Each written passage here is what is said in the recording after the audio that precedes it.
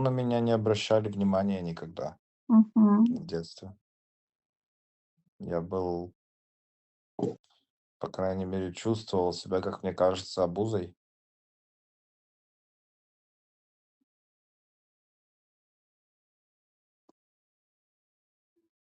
Чувствуете ли от жены такое, что вы как будто обуза в семье? Да. Мгм.